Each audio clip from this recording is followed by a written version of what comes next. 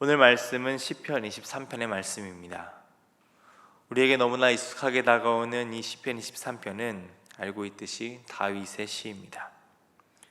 우리의 삶에 찾아오셔서 베푸시는 하나님의 은혜를 찬양하는 이 시를 통해 오늘 우리 가운데 임하시는 주님의 사랑을 우리 또한 찬양하는 시간이 되기를 바랍니다. 다윗은 먼저 이렇게 하나님을 찬양합니다. 여호와는 나의 목자시니 내게 부족함이 없으리로다. 하나님의 목자 되심을 찬양하고 있죠. 다윗은 어린 시절 목동이었습니다. 그 시절의 경험을 가지고 하나님께서 자신의 삶에 어떻게 간섭하시는지 그리고 어떻게 이끄시는지를 찬양하고 있죠. 구약 곳곳에서 우리는 목자 되시는 하나님을 찾아볼 수 있습니다. 신약에서도 역시 주님께서 자신을 선한 목자라고 하십니다. 그만큼 목자의 이미지는 이스라엘에게 있어서 익숙한 이미지이죠. 야곱이 요셉을 축복하는 그 순간 하나님을 이렇게 표현합니다. 창세기 48장 15절의 말씀입니다. 그가 요셉을 위하여 축복하여 이르되 내 조부 아브라함과 아버지 이삭이 섬기던 하나님, 나의 출생으로부터 지금까지 나를 기르신 하나님. 나를 기르신 하나님이라고 야곱은 하나님을 이야기합니다. 직역하면 나의 목자이신 하나님입니다. 기르시고 인도하시며 보호하셨던 그 모습을 목자로 표현하고 있는 것이죠. 다윗은 자신이 지금 어떻게 양을 돌보았는지 기억하고 있을 것입니다. 전능하신 하나님께서는 그보다 더 세심하게 그리고 안전하게 자신을 돌보셨죠. 그 모습을 떠올리며 하나님께서는 나의 목자가 되셨구나 라고 찬양하고 있는 것입니다. 하나님께서는 또한 우리의 목자가 되어주십니다. 이 찬양, 여호와는 나의 목자시라는 이 고백 속에는 자신은 하나님께서 돌보시라는 양이라는 고백 또한 담겨져 있습니다. 여러분, 시편 23편을 상상하면 어떤 모습이 그려지십니까? 아마 많은 분들은 이 시편 23편을 떠올리면 초원이 생각나실 것입니다. 푸른 풀밭, 그리고 그 위에 있는 양, 그리고 목자의 이미지가 그려지죠.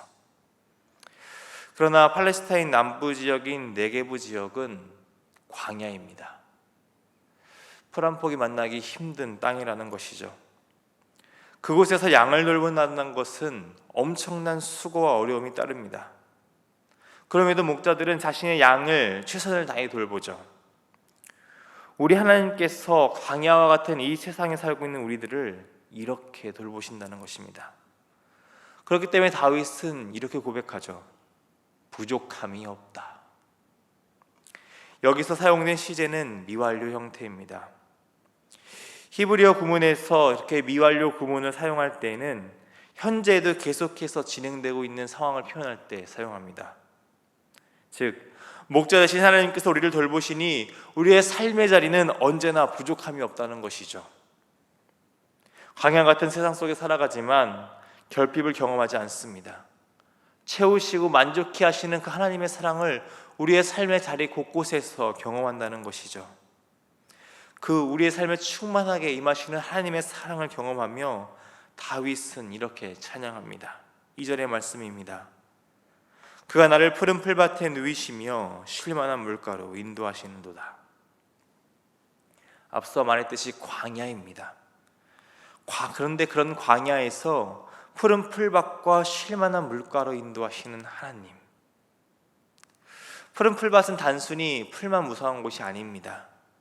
광야의 그 뜨거운 햇살을 피해서 누워 쉴 수 있는 그런 평안의 장소를 의미하는 것이죠. 또한 쉴만한 물가로 인도하십니다. 쉴만하다는 것, 광야에서 쉴 수 있다는 것은 맹수와 천적으로부터 피해 평안을 누리는 것을 말합니다. 거칠고 갈증과 배고픔 그리고 어려움이 사방에 펼쳐져 있는 광야입니다. 언제 어디서 위험을 당할지 모르는 그 광야에서 하나님께서는 양된 우리가 평안을 누릴 수 있는 그곳으로 인도하십니다. 그런 하나님의 인도하심을 누리게 되니 양은 무엇을 경험합니까? 3절의 말씀입니다. 내 영혼을 소생시키시고 자기 이름을 위하여 의의 길로 인도하시는도다. 양은 자신의 영혼, 자신의 생명이 살아나게 됨을 경험합니다. 신실하시고 이로우신 하나님께서는 자기의 이름에 합당하게 인도하십니다. 의의 길, 바른 길로 양들을 인도하시죠. 이것은 그의 양된 우리 또한 하나님의 양이기 때문에 그의 합당한 길을 걸어가야 된다는 것입니다. 하나님께서는 우리를 향해 목적에 걸맞는 삶, 정체성에 합당한 삶을 걷게 하십니다. 그러니 우리 또한 그의 합당한 삶을 살아가야 되죠. 하나님의 부르심에 응답하며 살아가야 한다는 것입니다. 그것이 우리의 삶의 의미라고 다윗은 찬양하고 있습니다. 그럴 때 우리의 생명이 살아나게 됩니다. 하나님께서 주시는 그 생명으로 충만케 된다는 것이죠. 하나님께서 주시는 그 생명으로 충만케 될 때 우리는 사자와 같은 상황을 만날지라도 괜찮습니다. 4절의 말씀입니다. 내가 사망의 음침한 골짜기로 다닐지라도 해를 두려워하지 않을 것은 주께서 나와 함께 하심이라. 주의 지팡이와 막대기가 나를 안위하시나이다. 우리의 삶의 길이 앞선 말씀과 같이 항상 푸른 초장과 쉴만한 물가면 얼마나 좋겠습니까? 그러나 그렇지 않죠. 우리는 사망의 음침한 골짜기를 지나갈 때도 있다는 것입니다. 이곳 직역하자면 죽음의 그림자가 드리운 골짜기입니다. 이 죽음의 그림자는 우리에게 해가 되죠. 악과 불은, 해로움이 우리의 삶의 자리에서 언제 우리를 덮칠지 모른다는 것입니다. 우리의 삶의 자리에 때로는 이렇게 감당치 못할 어려움이 찾아올 수 있다는 것이죠. 도대체 이 상황을 어떻게 해결해야 될지 모르는 그 상황들이 우리의 삶의 순간순간마다 찾아온다는 것입니다. 다윗도 그런 상황들과 마주했죠. 그때 다윗은 무엇이라고 말합니까? 두려워하지 않는다라고 고백합니다. 어떻게 두려워하지 않을 수 있는지 그 비결을 이렇게 말합니다. 주께서 나와 함께 하심이라. 이 구절 역시 직역하면 이렇습니다.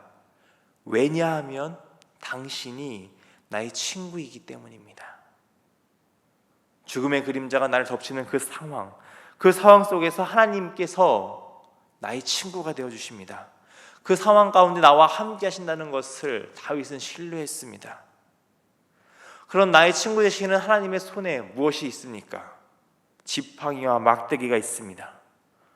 목자들은 지팡이와 막대기를 통해 양들의 길을 인도하고 사나운 천적으로부터 보호합니다. 우리가 죽음의 그림자로 가려져 한치 앞도 보이지 않는 그 길을 걸어갈 때 하나님께서는 지팡이로 우리의 발걸음이 위험에 처하지 않도록 보호하십니다. 그리고 인도하시죠. 그리고 악이 덮치려는 그 순간 막대기로 그 악을 막으시며 우리의 삶을 보호하십니다. 그러니 어찌 두려움에 떨겠습니까? 평안과 위로를 우리의 삶에서 경험하게 됩니다. 앞서 부족함이 없다고 말했던 것 같이 이 부분에서도 미완료 형태가 사용됩니다. 우리의 삶에서 이런 하나님의 평안과 위로가 끊임없이 이어질 것이라는 것이죠. 계속되는 말씀을 보면 하나님께서 우리에게 베푸시는 사랑이 더 극적인 상황으로 그려집니다. 5절의 말씀입니다.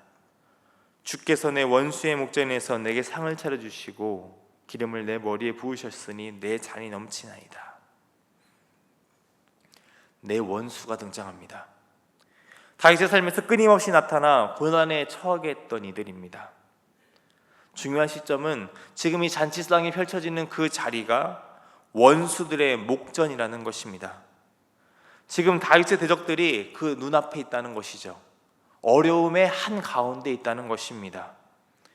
위협과 악이 바로 나의 앞에 있는 그 순간, 그렇게 위태로운 상황에도 불구하고 다윗은 기쁨을 누립니다. 기쁨이 넘치는 그 자리에서 하나님께서 주시는 그 사랑을 경험하게 되죠. 하나님께서 베푸시는 승리의 잔치가 펼쳐지기 때문입니다. 아직 대적들이 눈앞에 있습니다. 어려움의 자리 한가운데 내가 있다는 것입니다. 그런데 그 자리에서, 그 고난의 그 한가운데에서 하나님께서 나에게 승리의 상을 손수 차려주십니다. 그리고 내 머리에 기름을 부으시죠. 당시 잔치집 주인은 귀한 손님을 맞이할 때 올리브 기름을 머리와 얼굴에 바르는 전통이 있었다고 합니다. 이 말씀은 대적들 앞에서 나를 높이시며 존귀케 하시는 하나님의 사랑을 경험했다는 것을 고백하는 것입니다. 또한 기름을 바르는 것은 치유와 회복을 의미합니다. 원수들과 대적하며 상처투성이가 된 나를 하나님께서 치유하시며 회복케 하십니다. 다시금 하나님의 생명이 충만한 그 상태로 나를 소생시키시는 것이죠. 그러니 내 잔이 어떻겠습니까? 풍성하게 차고 넘치게 됩니다. 이런 사랑을 경험한 다윗은 6절과 같이 확신하며 다짐을 합니다. 우리 6절의 말씀을 우리의 고백으로 함께 고백하겠습니다. 내 평생의 선하심과 인자심이 반드시 나를 따르리니 내가 여호와의 집에 영원히 살리로다. 아멘. 하나님의 선하심과 인자심을 이은하에서 표현하고 있죠. 따르다에 사용된 히브리어는 라다프라는 단어로 뒤쫓다라는 뜻을 가졌습니다. 그러니까 하나님의 선하심과 인자심이 계속 나를 뒤쫓으며 보호하는 보디가드와 같다는 것이죠. 삶의 모든 순간에 그렇게 하나님께서 반드시 나를 선하심과 인자심으로 지키신다는 것입니다. 다윗은 그 사실을 확신했습니다. 온전히 하나님을 신뢰했죠. 그렇기 때문에 이렇게 다짐합니다. 내가 여호와의 집에 영원히 살리로다. 다윗 역시 살리로다라는 그 표현의 위완료 형태를 사용합니다. 자신 또한 자신의 삶에서 계속해서 하나님의 곁을 떠나지 않겠다는 것입니다. 나를 부족함 없이 채우시며 인도하시고 보호하시는 하나님의 품 안에 거하며 계속해서 끊임없이 그 친밀한 교제를 나누는 삶을 살겠다고 다짐하고 있는 것이죠. 다윗이 그의 삶에서 경험하고 찬양했던 하나님이 바로 우리의 하나님이 되어주십니다. 우리의 목자가 되어주십니다. 우리는 그분의 양이니 얼마나 행복한 삶을 살겠습니까? 강야 같은 세상 속에서 살아가지만 괜찮습니다. 아니, 괜찮은 수준 정도가 아니라 정말 복된 삶을 살아가게 되죠. 하나님 안에서 쉼을 누리며 만족함을 누리게 됩니다. 우리의 삶이 하나님께서 주시는 그 생명으로 충만케 됩니다. 가장 절망적인 상황 속에서도 내 친구가 되시는 하나님의 보호와 위로를 경험하게 되죠. 나를 평생토록 쫓으시며 반드시 지키시는 하나님의 신실하심을 내 삶의 전 영역에서 누리게 됩니다. 그러니 우리는 참 목자 되시는 주님의 음성을 기울여야 됩니다. 세상의 그 현혹되는 목소리에 우리의 마음을 빼앗겨서는 안 되죠. 거짓 목자가 찾아와서 우리의 마음을 흔들 때 흔들려서는 안 됩니다. 우리의 삶의 자리자리마다 하나님의 음성에 귀를 기울이며 하나님께서 인도하시는 그 길을 온전히 따라가야 됩니다. 의의 길로, 그리고 바른 길로 인도하시는 주님과 동행하는 오늘 하루가 되시기를 소망합니다. 오늘 하루 그렇게 하나님의 품 안에 거하며 친밀한 교제를 누리는 이 복된 삶을 경험하는 저와 여러분이 되기를 축원합니다. 기도하겠습니다. 우리의 목자가 되시는 하나님 아버지, 오늘도 우리의 삶을 바른 길로 인도하시며 보호하시는 그 사랑에 감사를 드립니다. 우리의 참 목자이신 주님의 사랑으로 말미암아 우리는 풍족함을 누립니다. 주님 안에서 안식을 경험합니다. 그 어떤 상황일지라도 두려움 대신 평안과 위로를 느낍니다. 신실하시며 선하신 주님께서 우리의 목자가 되어주시기 때문입니다. 우리의 목자 되시는 주님을 따라 우리 또한 바른 길을 걷게 하여 주옵소서. 세상의 헛된 만족에 마음을 두지 않고 오직 하나님 안에 거하며 친구 되시는 주님의 손을 한순간도 놓지 않게 하여 주옵소서. 이 새벽 나의 목자 되시는 주님을 의지하며 기도의 자리로 나아갑니다. 넘치도록 부으시는 주님의 은혜를 경험케 하시며 주님 안에서 만족과 평안을 누리는 시간이 되게 하여 주옵소서. 사랑이 많으신 우리 주님 예수님의 이름으로 기도드립니다. 아멘.